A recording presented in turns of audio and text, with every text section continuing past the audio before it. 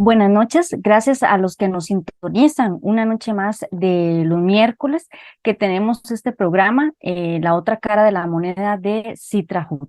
Hoy tenemos un tema que es un tema que está en boga del país y es un tema que ha generado noticia y preocupación también. Hoy lo vamos a tratar aquí, en la otra cara de la moneda con Citrajud, y es la seguridad ciudadana vista desde el punto de vista criminológica. Y también vamos a analizar a qué se debe estos factores.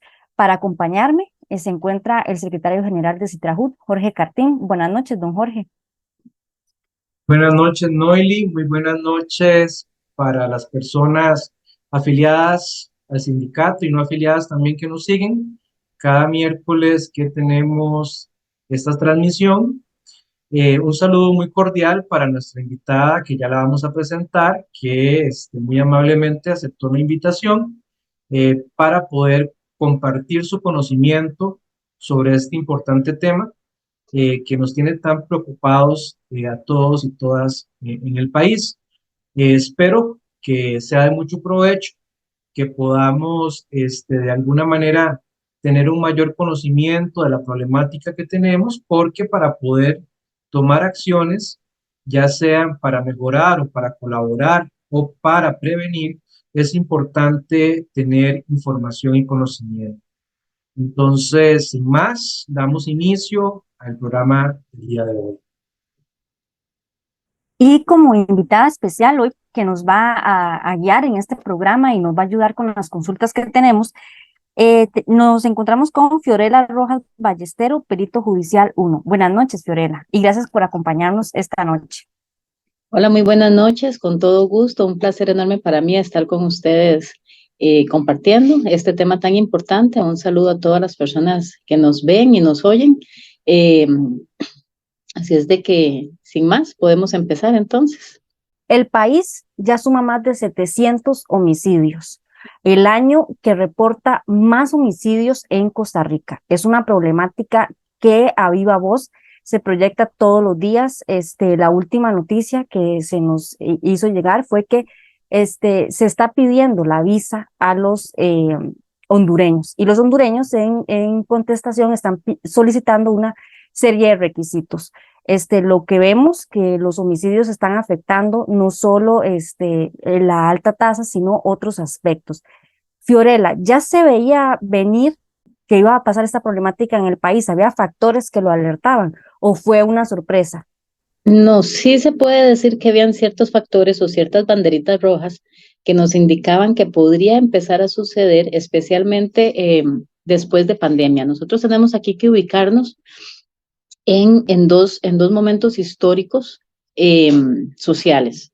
La época prepandémica y la época pre-oleada de migración. Y después la época pospandémica y la época en donde más bien esa oleada ha sido prácticamente un tsunami de personas migrantes. Entonces, siempre que se habla de seguridad ciudadana o de seguridad humana en general, tenemos que verlo desde un contexto geopolítico, socio-geopolítico. Socio en el sentido de la sociedad propia del país en el que uno se encuentra o de la comunidad en la que uno se encuentra, y geopolítico porque también tenemos que ver que Costa Rica no es una isla aislada. Compartimos frontera terrestre con Panamá y frontera terrestre con Nicaragua, pero al mismo tiempo compartimos otras fronteras con otros países, como la frontera marítima con Colombia y la frontera marítima con Ecuador, y con aguas internacionales en el Pacífico y con las aguas del Mar Caribe, ¿verdad? Entonces, tenemos que ver toda esa globalización geográfica para nosotros poder entender ciertas cosas y ciertos fenómenos. Entonces, el fenómeno migratorio y el fenómeno pandémico fue algo que ya si bien es cierto, no se podía contemplar la cantidad eh, material de situaciones violentas, ¿verdad? Como en el caso de los homicidios, jamás nos íbamos a imaginar que se iba a llegar a una tasa tan alta. Sí se podía prever que ciertos conflictos iban a empezar a desatarse. Entonces, eh, también hay que ver por qué la gente migra de sus países, qué es lo que los hace migrar. El contexto también político que hay ahí el contexto socioeconómico que hay ahí, el contexto de trabajo que hay ahí, por qué deciden migrar al norte y por qué no deciden migrar al sur, excepto, digamos, por ejemplo, la población centroamericana, que alguna podría venir de norte a sur, especialmente para Costa Rica, ¿verdad? O algunos otros países de Sudamérica, pero por lo general la migración siempre va a ser del sur al norte, buscando más que todo lo que llaman el sueño americano. Entonces, también hay que ver que el país tampoco puede como que cerrar muchas fronteras, o en su momento, ¿verdad? En el momento en el que inició la migración, porque Costa Rica es un país por lo general de paso, ¿verdad? Entonces ellos solamente facilitan el paso de las personas migrantes desde Paso Canoas hasta Peñas Blancas y después de ahí se desentienden. Lo que pasa es que la migración también lleva un proceso de violencia, un proceso de delitos, un proceso de muchas cosas, ¿verdad? Inclusive el aspecto económico. Entonces, a pesar de que muchas de las personas migrantes en realidad de verdad están buscando una nueva forma de vida, muchos delincuentes se camuflan con estas personas y se hacen pasar por víctimas sociales para irse quedando en algunos países y poner ahí sus células delictivas. Entonces, todo eso tiene que contemplarse desde la estrategia de seguridad o desde la política de Estado de seguridad. Pero, ¿qué pasa en Costa Rica? Costa Rica no tiene política de Estado en temas de seguridad. Nunca ha tenido en realidad. Lo que han tenido son planes estratégicos de seguridad, pero cambian cada 4 años, según el presidente que llegue. Entonces, si el presidente al momento de armar su gabinete contempla una buena persona, o sea, preparada y que tenga esa visión globalista de todo lo que está pasando geográficamente, entonces sí puede tal vez tener ciertas estrategias para algunas cosas. Pero si desde que es candidato no contempla la seguridad en lo absoluto, entonces jamás va a poder establecer por lo menos una mini estrategia de seguridad como tal. Y eso es lo que está pasando. La última política que más se quiso establecer fue la que se llama Polsepaz, que fue en el gobierno de Laura Chinchilla en el 2010, pero lamentablemente no la dejaron perpetua en el tiempo, sino que fue un proyecto que lo dejaron para que concluyera aproximadamente en el 2020-2021, que curiosamente concluye también con el gobierno anterior. Y entonces, claro, este gobierno no pudo heredar ninguna política como tal, ni tampoco ha sido digno de crear una política como se debe. Entonces, esas son las consecuencias que estamos viviendo actualmente. Me llama mucho la atención lo que menciona Fiorella, porque de hecho, ahora el peso siento que está cayendo en el gobierno, en el Ministerio de Seguridad Pública, en el OIJ, y a veces ellos están como que no atados como de manos. Ahora se da lo de los recursos. Bueno, ya sabemos lo que ha pasado en el OIJ y el detonante de la semana pasada con la muerte de este ex compañero, lamentablemente. Pero son cosas como que entonces al gobierno le están quedando grande, porque sabemos que también el presidente en Limón se dejó decir que se estaban matando entre ellos. ¿Qué tanta afectación tienen estas palabras? Porque hoy también escuchaba que el OIJ mencionaba que se están dando un aumento en las muertes colaterales. Cuando hay crisis es muy fácil y es la salida más sencilla el tirar culpas a todas las personas, y no aceptar las propias falencias que se puedan tener. Si bien es cierto, siempre se le achaca cualquier cosa que suceda en el país, siempre se le va a achacar al Poder Ejecutivo, porque ellos son los que ejecutan lo que los legisladores han dictaminado y lo que los magistrados pues tienen que terminar de ejecutar, ¿verdad? Que en este caso sería la sentencia. Aquí es bueno indicar que si bien es cierto, los 3 poderes han fallado hasta cierto aspecto, ¿verdad? Estamos con unas leyes que en realidad datan de hace más de 45 años y que no se han actualizado. Si bien es cierto, hubo una reforma al Código Penal, esa reforma lo que contempló fue ciertos delitos, pero se necesita actualizar el Código Penal y el Código Penal Juvenil con la realidad que estamos viviendo actualmente. Ya no son los mismos delitos de hace 45, 50 años, ¿verdad? Ahora incluso tenemos ciberdelitos o tenemos crimen organizado, tenemos incluso, ya el crimen organizado está llegando a un nivel casi de terrorismo, porque ya las personas están otra vez sintiendo aquel miedo, por ejemplo, el miedo de los 90 con los chapulines, se está volviendo a tener, en el que usted ya no quiere salir, ya usted ya no quiere ni siquiera ir, por ejemplo, a los lavacares, porque por lo general los lavacares son algunos negocios fachada, pero usted no sabe qué es que ese negocio al que usted se está metiendo es un negocio fachada, por ejemplo. Entonces, estamos volviendo otra vez a vivir esa inseguridad ciudadana. ¿Qué otra institución ha fallado mucho? La familia. Y esto quisiera decirlo porque, por ejemplo, siempre cuando se está haciendo una teoría criminológica, o incluso las personas cuando estamos hablando, conversando sin necesidad de tener conocimientos criminológicos, nos ponemos a pensar cómo este niño tan tierno que ha nacido se ha convertido en este semejante criminal tan atroz. ¿Ha sido el ambiente en el que ha vivido? ¿Ha sido la educación que ha recibido? ¿Ha sido el condicionamiento de sus actuaciones, que ahorita vamos a hablar de eso también? ¿O ha sido la influencia de los pares, la influencia de algún otro grupo? Entonces, cuando hablamos de seguridad, no solamente tenemos que verlo como algo de policías versus ladrones, sino que la seguridad se debe de basar en unos pilares para mí fundamentales, que es la seguridad alimentaria, la seguridad social, o sea, en este caso sería, digamos, la salud, la seguridad económica, la seguridad política, la seguridad social comunitaria como tal.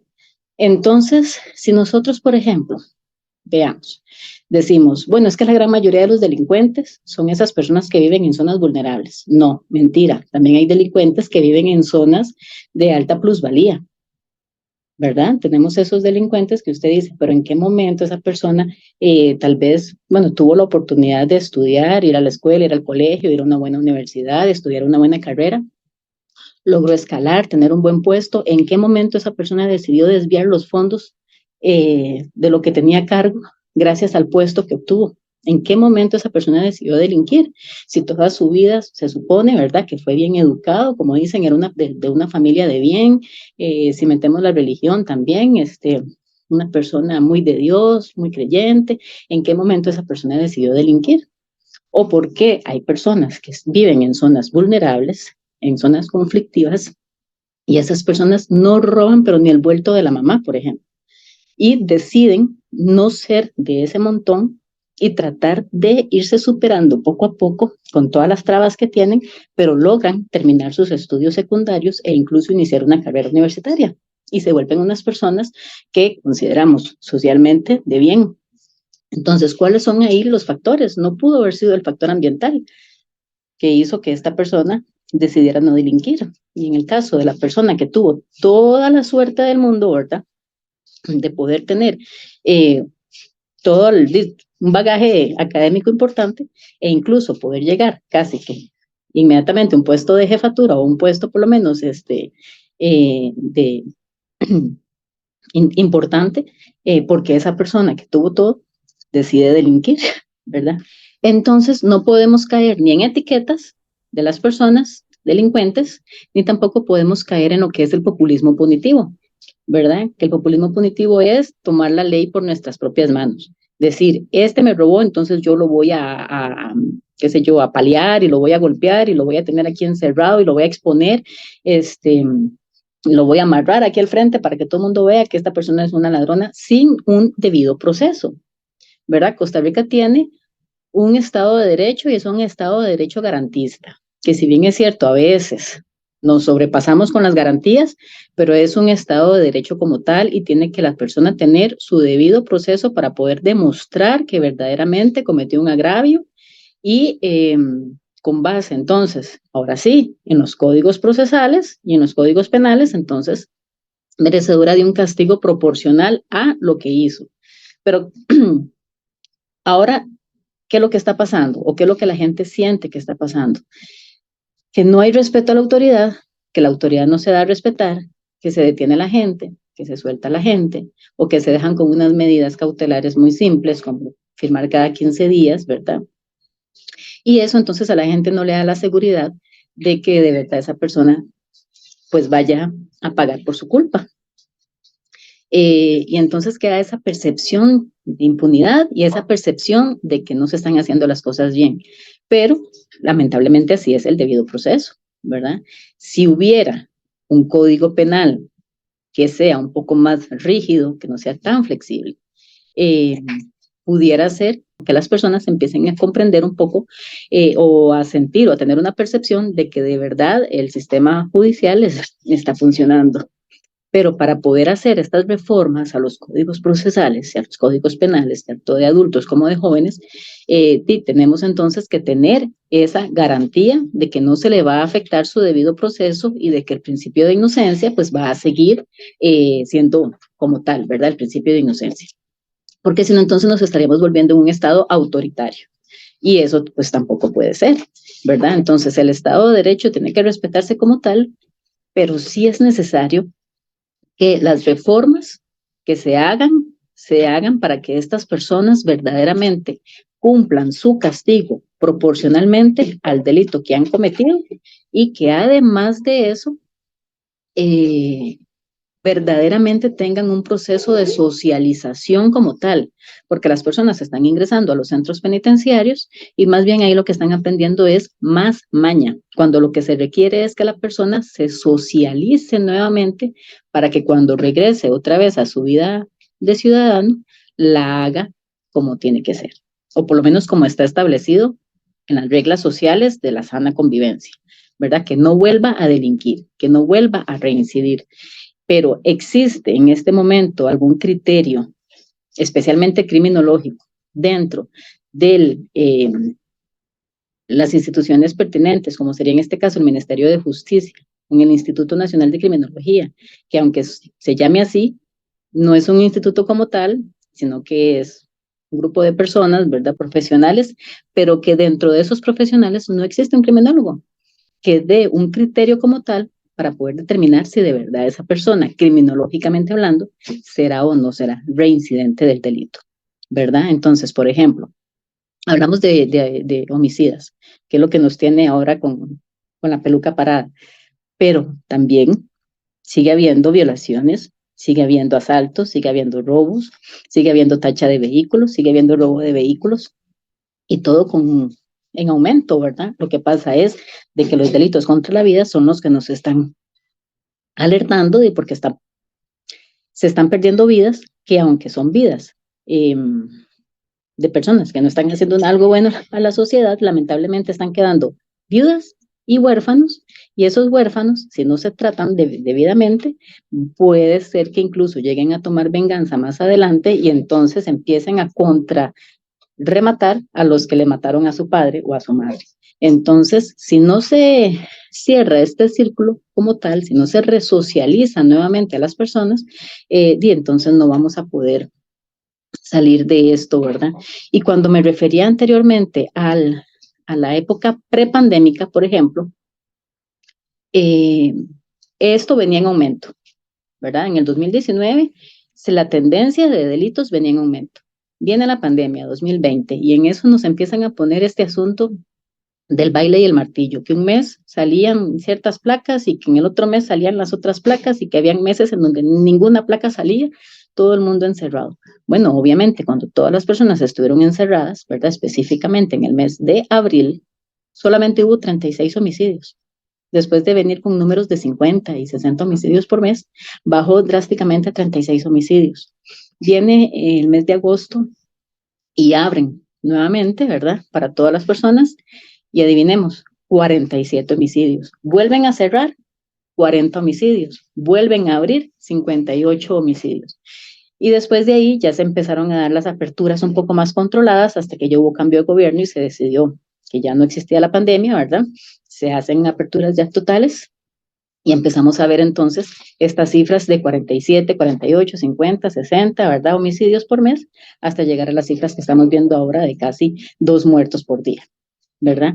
Entonces vemos incluso cómo ciertos momentos, o sea, el encierro efectivamente funciona, pero no podemos vivir encerrados, jamás, ¿verdad? Tenemos que tener nuestra libertad de tránsito.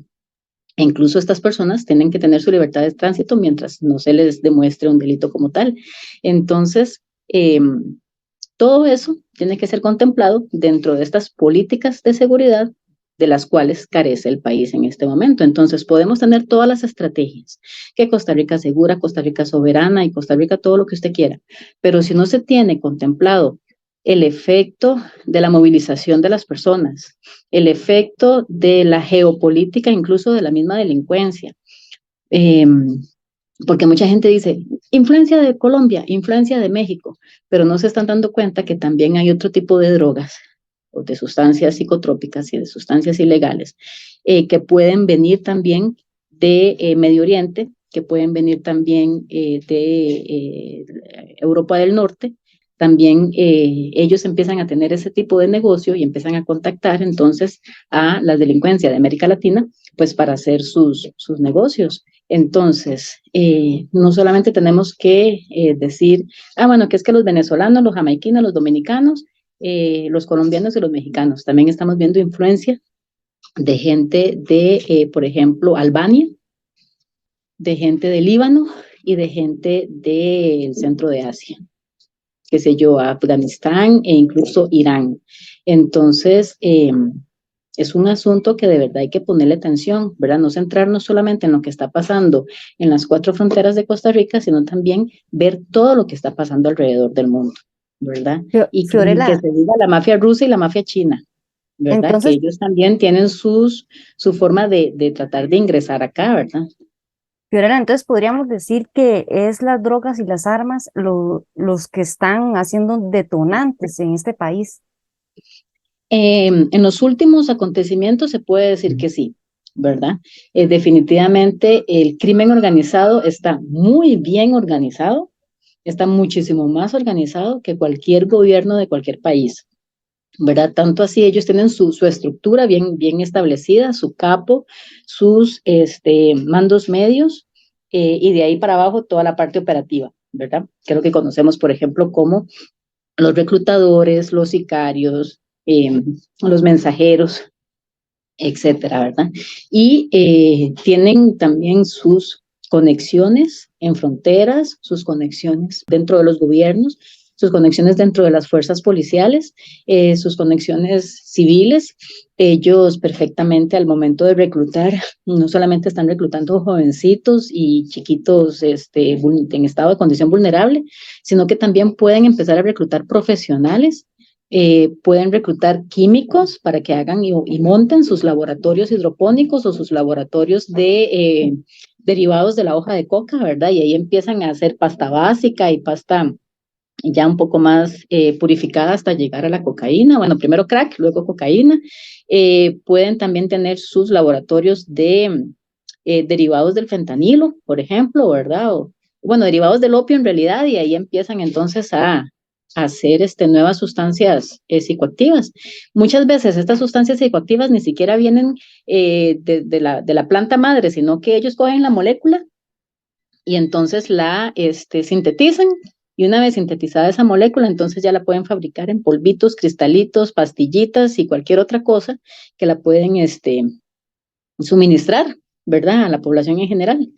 Eh, Ellos pueden perfectamente reclutar también abogados, pueden reclutar ex policías, ellos reclutan de todo, entonces están sumamente organizados. Mientras tanto, los cuerpos policiales con costos tienen dinero para poder comprar reactivos, para poder tener plazas profesionales, para poder tener plazas técnicas, para poder tener armas, ¿verdad? Con las cuales irse a eh, pelear, ¿verdad? Pues con los criminales. Mientras un criminal tiene acceso a, qué sé yo, armas de grueso calibre, ¿verdad? Por ejemplo, UCIs, ¿verdad? O AK-47, la fuerza pública solamente le da, por ejemplo, un arma AR-15 a los linces y después de ahí a los demás policías armas 9 milímetros corrientes, pistolas, ¿verdad? En cambio, estas personas tienen armas semiautomáticas que con solamente un disparo pueden tirar perfectamente 9 disparos de un solo tiro, ¿no? O sea, 9 balazos de un solo tiro, mientras que el arma de los policías tal vez con una jalada del gatillo con solamente 2 o 3 disparos, ¿verdad? Entonces, eso es prácticamente un David contra un Goliat, ¿verdad? Y lamentablemente se ha enfocado desde los últimos 4 años, 8 años tal vez, a desbaratar las finanzas del país, pensando, no sé, en otras, en otras cosas. Este gobierno, sin querer criticarlo mucho, ¿verdad? Solamente ha pensado en la economía, pero no en la economía del país como tal, sino en la economía de Hacienda. Ha prácticamente tratado de borrar el salario de las personas servidoras públicas para, según ellos, con ello, reforzar las arcas del Estado, pero al quitarle sus presupuestos a los diferentes cuerpos policiales y a las diferentes instituciones relacionadas con la seguridad de la justicia, lo único que está haciendo es abriéndole las puertas a, abriéndole las puertas al crimen, haciendo un juego del gato y el ratón, donde nosotros somos el ratón ahora y los gatos están prácticamente que frotándose las manos diciendo, no va a haber más policías, nos están quitando, qué sé yo, por ejemplo, pongamos crucitas, ¿verdad? Eliminan o quitan o trasladan el puesto policial de control que estaba ahí para llevarlo a Limón. Pero entonces vienen otra vez los coligalleros y colonizan crucitas. Bueno, entonces cojamos a los que estaban qué sé yo, en Alajuela y pasémoslos a Punta Arenas, porque Punta Arenas también se nos está haciendo esto más grande, pero entonces empiezan delitos nuevos en Alajuela. Bueno, entonces ahora cojamos los de Cartago, ¿verdad? La policía de Cartago y pongámosla a reforzar esta parte de Alajuela. Bueno, pero entonces resulta que se nos vienen también, vemos últimamente delitos y homicidios en la zona de Cartago. Yo no sé si han visto también, en las últimas semanas ha sido Paraíso y Cartago Centro. Entonces, mueven a un policía por un lado y prácticamente entonces el crimen se va hacia el otro lado, ¿verdad? ¿Y qué ha fallado? Pues ha fallado desde la educación, ha fallado el respeto. Antes, si bien es cierto, había más castigos, las personas no delinquían tanto. Los delitos de hace 50 años era mover cercas, ¿verdad? Para apropiarse de fincas, era un asalto cada vez perdido por ahí, era un cadenazo, era un carterazo. Si la persona ponía mucha resistencia, tal vez el delincuente utilizaba un arma blanca para atacarte, no había tanto uso de arma de fuego. ¿Y qué podemos pensar en esto? Definitivamente la forma en la que nuestros padres nos están educando. No es que con esto quiera yo llegar y decir que hay que castigar y golpear a todos los niños, ¿verdad? O los adolescentes, pero sí hay que hacer un condicionamiento de las actitudes del premio y del castigo. Entonces, ¿qué es lo que vemos ahora? Que para que el niño no llore le damos la tablet, que para que el niño no llore le damos el celular, que para que no me haga un berrinche le compro lo que quiero, que, ay no, Dios mío, me van a llevar al pan y si el chiquito me lo oyen llorando porque los vecinos están oyendo al niño, ¿verdad? Pegando aquellos gritos y tal vez los gritos son porque lo estamos diciendo que si no se come la comida no le vamos le vamos a quitar las faulas, ¿verdad? Entonces el niño pega 4 gritos, los vecinos vienen, entonces los papás con tal de que no haya esos comportamientos, entonces deciden no imponer su autoridad. Igual con los maestros. El maestro, con tal de que no lo denuncien, no pone su autoridad en la escuela. Entonces, si no hay autoridad en la casa y no hay autoridad en el centro educativo, no vamos a encontrar entonces personas que tengan ese respeto hacia las demás autoridades. Y si además de eso, nuestros padres o nuestros maestros nos ponen unos castigos y nos dicen, bueno, entonces no le doy, qué sé yo, el juguete favorito en todo el día. Bueno, está bien, el chiquillo llora, grita, berrinchea. A los 5 minutos le estamos dando el juguete favorito.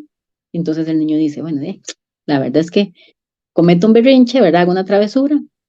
Me castigan apenas solo 5 minutos, puedo seguir haciendo travesuras. Entonces no hay un condicionamiento verdadero de lo que es un premio y un castigo según mi actitud. Entonces, claro, agarramos a los chiquillos de 15 y les decimos, no es que usted tiene 15 años, usted solamente puede ir tantos meses a un reformatorio, ¿verdad? Al Surquí, y tras de eso, el año cárcel es de 9 meses, entonces prácticamente usted solamente está unos cuantos días en la cárcel, entonces usted dice, no, puedo seguir haciendo mis travesuras, mis fechorías, que solamente voy a pasar unos 15 días, todo pago, ¿verdad? Y lo mismo pasa entonces con las personas, con los delincuentes adultos, que prefieren estar un ratito en la cárcel mientras dictan sentencia. En eso dicen, no, es que está enfermito, pobrecito, démosle casa por cárcel, o lo sometemos a una tobillera, o lo sometemos a alguna otra medida cautelar o medida alterna, y entonces no me va a pasar nada. No funciona.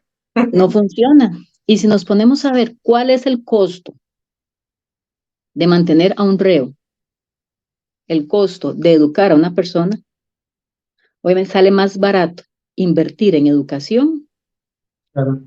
que mantener a un reo. Sale más barato invertir en un comedor escolar que le da alimentación a los niños que invertir en la alimentación de las personas privadas de libertad. Sale más barato prevenir Fiorella, que reprimir. sí, Fiorella, usted tocó antes un tema importante, que es el tema comunitario, casi que al puro principio. Muchas personas conocedoras del tema, han hablado de situaciones tales como que estamos en una situación de narcoestado, otros han hablado de estado fallido, precisamente por afirmaciones que se han venido dando desde el mismo Poder Ejecutivo. Eh, es conocido, me imagino que usted también lo conoce muy bien, el problema de- del narcotráfico, por ejemplo, en un país como México, donde se ha visto fortalecido desde las comunidades porque han penetrado los municipios. Eh, es un problema muy grave cuando el narcotráfico entra a dirigir gobiernos locales. Estamos en un momento político importante donde se avecinan unas elecciones municipales, donde vamos a elegir alcaldes, regidores, síndicos y concejales de distrito. Desde el punto de vista de su experticia, desde el punto de vista del comportamiento criminológico, ¿cuáles podrían ser señales o qué cosas podríamos estar enfrentando nosotros en esta campaña política que tenemos que ponerle cuidado para poder elegir las mejores autoridades? Porque realmente, si bien es cierto, no hay política de Estado, también el tema de la seguridad comunitaria en los municipios también es sumamente importante.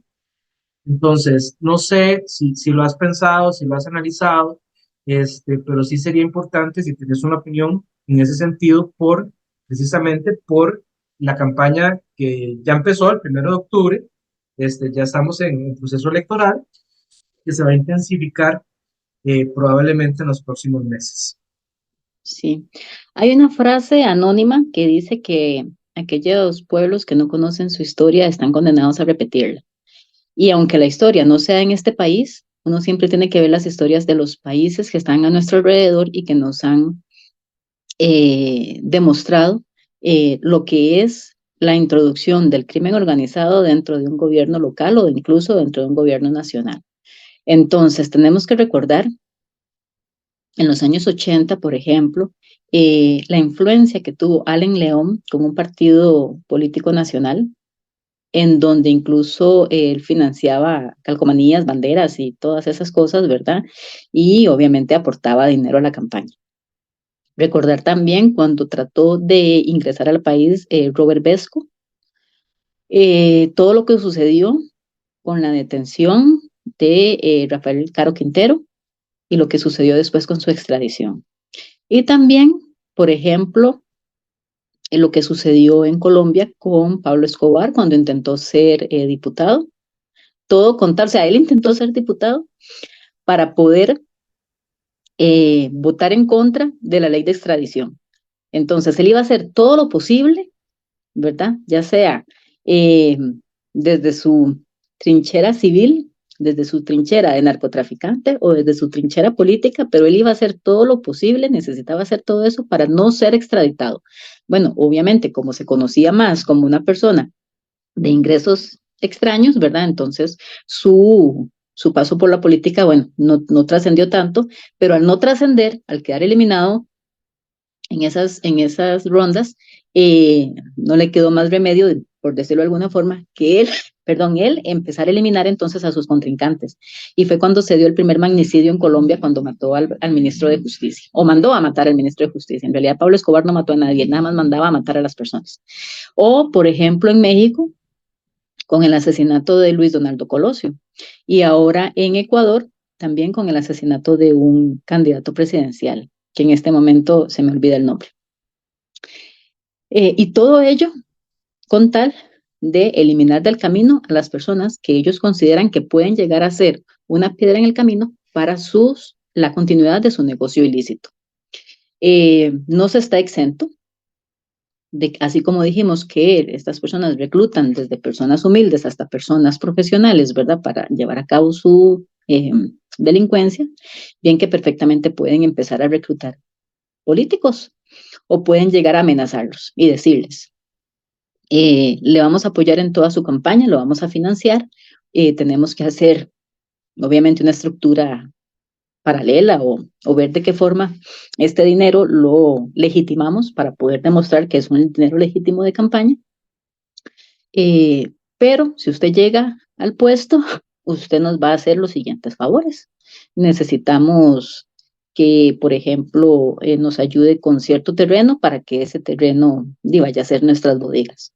O necesitamos que nos ayude, por ejemplo, en los lugares donde hay pistas clandestinas, por ejemplo, que nos ayude y que los días que va a aterrizar tal avión, ese día no haya patrullajes de la policía, por ejemplo, municipal. Entonces, esos son cuestiones que podrían suceder, no han sucedido por el momento, pero no estamos exentos a que eso suceda. Entonces, así como un banco conoce a su cliente, el electorado tiene que aprender a conocer a sus candidatos y candidatas, ya sea municipales, de regidores, presidenciales, para diputados, etcétera. Y aquí la democracia lamentablemente nos juega una pequeña artimaña, porque la democracia dice, o la Constitución dice, toda persona ciudadana tiene derecho a ser elegida, ¿verdad? Entonces, todos nosotros, excepto los judiciales, pueden postularse a puestos municipales, a puestos de diputación, a puestos presidenciales, y no hay ningún otro requisito, ni siquiera se pide un currículum, no se pide una hoja de vida, no se pide cierta experiencia, solamente las ganas de querer ser munícipe, síndico, etcétera. Entonces, de cualquiera de estas personas puede perfectamente pertenecer a una banda de crimen organizado en un estrato un poquito más superior, que el estrato operativo, por ejemplo. Es cuestión entonces de analizar muy bien absolutamente todo, no es solamente de llegar y, ay, es que me cae muy bien, porque es muy guapo, muy guapa, muy lindo, se ríe, me saludó, me dio un beso cuando íbamos ahí caminando en las campañas. No solamente es eso, sino fijarse verdaderamente en los planes de trabajo, fijarse verdaderamente y leer a conciencia las propuestas que se tengan, pero siempre hay que tener en cuenta que las mejores propuestas de un candidato a cualquier puesto de estos es lo que contemple educación, infraestructura, alimentos, economía y seguridad ciudadana como tal. Gracias por acompañarnos esta noche de miércoles con un tema súper importante, seguridad ciudadana desde el punto de vista de la criminología. Hoy tenemos a Fiorella Rojas, perito judicial, quien nos está orientando en el tema. Fiorella, ya para ir concluyendo, hay dos preguntas esenciales. Bueno, con todo esto que usted nos ha dejado muy claro, de las políticas que faltan y por qué es que se están dando estos fenómenos, y también de lo que está presentando para los cuerpos policiales que están casi que desarmados ante la alta tasa de homicidios que se da en el país. De hecho, la semana pasada el director del OIJ decía, están dejando que decidan por ellos. Hay dos temas importantes ¿qué va a pasar en el país? ¿Qué se proyecta?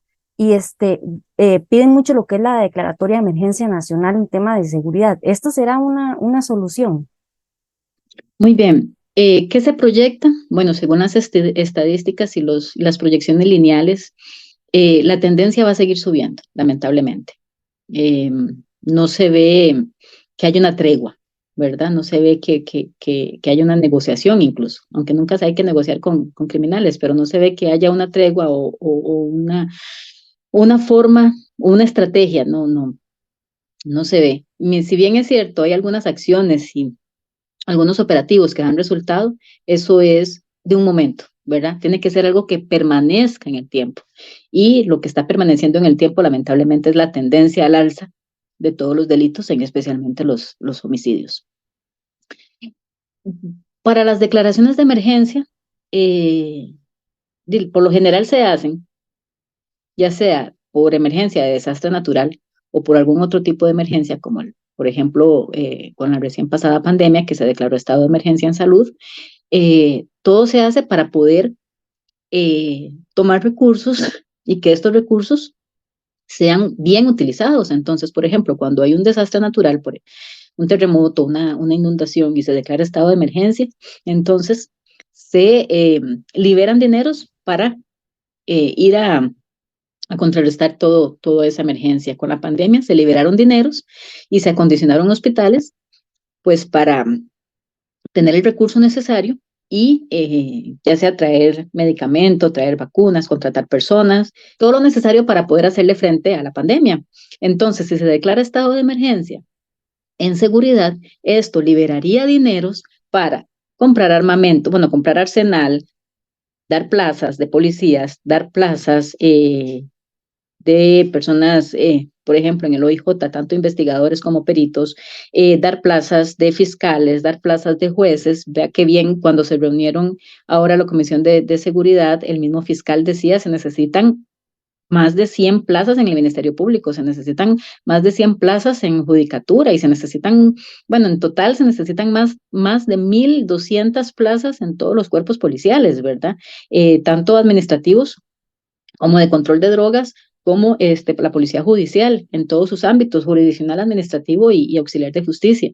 Entonces, si se liberan los dineros, ¿verdad? Provenientes de Hacienda, al declararse estado de emergencia, entonces todo se aboga a que la emergencia sea contemplada, contenida de alguna forma. Entonces, eh, es importante, no es solamente llegar y decir, se declara estado de emergencia y entonces vemos cómo continúan los homicidios y los delitos como tales, sino que se declara estado de emergencia, se inyecta el recurso necesario, se concentran las partes involucradas en crear la política integral de seguridad que el país requiere y no solamente eso, sino que se hace el estudio de evaluación de impacto de este proyecto de emergencia nacional para determinar cuáles entonces tienen que ser las acciones a seguir, qué funciona, qué no funciona, y hacemos entonces una evaluación ex ante, una evaluación durante y una evaluación ex post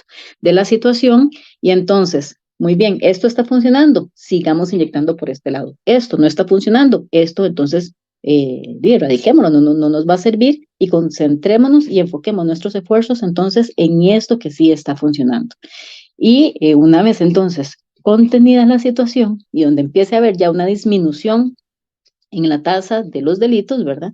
Entonces, muy bien, hagamos esa evaluación de impacto, mantengámosla en el tiempo y que siga entonces la tendencia a la baja hasta tratar de llegar, ahora sí, a números mucho menores que los que había antes del año 2017, por ejemplo, ¿verdad? Eso es una declaratoria de emergencia, o sea, usted hace todo un proyecto y dice, libero el dinero, actúo con esto para llegar a este resultado. E incluso el declarar un estado de emergencia perfectamente nos puede llegar, claro, eso sería a muy largo plazo, pero nos puede llegar a poner a unos niveles de seguridad muy similares a los países de la OTE, donde las tasas de criminalidad son muy, pero muy bajas. Somos un país OCDE, tenemos que demostrarlo de alguna forma. Claro. Bueno, de esta manera estamos concluyendo con el programa de hoy, con un tema sumamente importante que de hecho en otros programas vamos a tratar de ampliarlo, que es la seguridad ciudadana desde el punto de vista criminológica. Fiorella nos acompañó, ella es perito judicial 1, y nos ha mostrado una realidad que va más allá, de lo que muchas personas nos hemos planteado. Le agradecemos a Fiorella por acompañarnos y si gusta un mensaje final. Bueno, un placer otra vez el haber estado con todos ustedes en esta ocasión. Y aquí lo más importante es, uno, no tener miedo, porque el miedo es un factor clave en la percepción que tengamos de la seguridad. Si bien es cierto, están sucediendo estas cosas y tal vez no hemos tenido la gracia o la dicha de poder observar un delito en vivo, eso no significa que no vaya a suceder cerca de nosotros, pero no hay que tener miedo y tampoco tenemos que tomar la justicia por nuestras manos, tenemos que confiar en el sistema que tenemos actualmente. ¿Que se puede mejorar? Sí se puede mejorar. Que nosotros mismos como personas ciudadanas tenemos que contribuir a la causa, también tenemos que contribuir a la causa. Tenemos, primeramente, una vez que salimos, vigilar nuestro entorno, estar conscientes de quiénes están a nuestro alrededor, si nos persiguen, si nos vigilan. No es tener miedo, como les digo, sino solamente estar vigilantes del entorno, porque no es que nos va a llegar un sicario a nuestras puertas, pero sí nos puede llegar un delincuente común a hacernos, qué sé yo, un asalto, un robo a la vivienda, etcétera. Entonces, tenemos que contribuir a bajar ciertos delitos para que nuestros cuerpos policiales dejen de estar investigando robos y hurtos y se dediquen a la investigación de delitos mayores. Entonces, si nosotros cuidamos bien nuestras pertenencias, cuidamos bien nuestro entorno, vigilamos incluso hasta los ríos, las laderas y los vecinos que tenemos, perfectamente estamos contribuyendo a la seguridad de nuestra comunidad y estamos liberando a las policías comunitarias, ¿verdad? Por ejemplo, la municipal o las fuerzas públicas de las delegaciones para que ellos puedan investigar delitos más graves, como serían ya los casos de homicidios o de delitos sexuales o delitos de trata o otro tipo de delito que sí se requiere una investigación más profunda. No tengamos miedo, confiemos y como decían nuestras abuelas, a tener malicia indígena nada más. Muchas gracias. Jorge, para ir concluyendo también el programa, una apreciación desde el punto de vista de Citrajut y de las carencias que actualmente hay. Bueno, muchas gracias a Fiorella por toda esta amplia explicación que nos dio sobre el fenómeno. Hemos aprendido muchísimo con este programa el día de hoy. Y sí, el problema tiene muchas aristas, tiene un contorno político, un contorno económico, un contorno social. Eh, Como sociedad hemos venido debiendo en algunos aspectos por las diferentes políticas que se han venido implementando desde los últimos gobiernos, desde el punto de vista economicista y fiscalista. Eso ha venido a debilitar mucho las estructuras que tienen tanto las policías como la administración de justicia, como la parte preventiva también en lo que es la formación de buenos y buenas ciudadanos y ciudadanas. Sin embargo, no hay que perder la esperanza, como decía Fiorella, no hay que tener miedo. Hemos salido de cosas importantes en el pasado, podemos salir de eso también. Es cuestión de que cada quien ponga este, una reflexión sobre el problema y pueda ver en qué se puede aportar, qué puedo hacer yo para colaborar en solucionar esta situación. Y ya nos dio la compañera Fiorella algunos tips de cómo nosotros como ciudadanos y ciudadanas podemos aportar a la solución del problema. Esperando también y desde nuestra trinchera, también exigir a las autoridades tomadoras de decisiones las acciones correspondientes. Y una que definitivamente tenemos que empezar a pedir con mucha vehemencia es precisamente esa ausente política de Estado de seguridad que tenga una visión de largo plazo, que no sea cortoplacista, que no vaya y venga al, a los antojos de la política, ¿verdad? Que eso es algo que es muy problemático en lo que es la planificación de las políticas estatales. Sin embargo, es lo que tenemos ahorita y tenemos que empezar a ver cómo solucionamos el asunto. Por otro lado, muchas gracias a todas las personas que sacaron su ratito para estar con nosotros. Muchas gracias, Noily, por dirigir la entrevista. En la producción a Juanjo Aguilar, y también un agradecimiento por todo el trabajo que hace detrás de cámara. Y por supuesto, esperarlos en el siguiente programa. Y no olviden afiliarse a Citrajut. Ayúdennos a seguir haciendo estos aportes a las personas judiciales, trabajadoras activas y jubiladas, y por supuesto también a la población costarricense en general. Y eso lo podemos lograr solamente con el apoyo y creciendo día a día con más personas que se nos unan a nuestra organización. Buenas noches. Buenas Buenas noches. noches.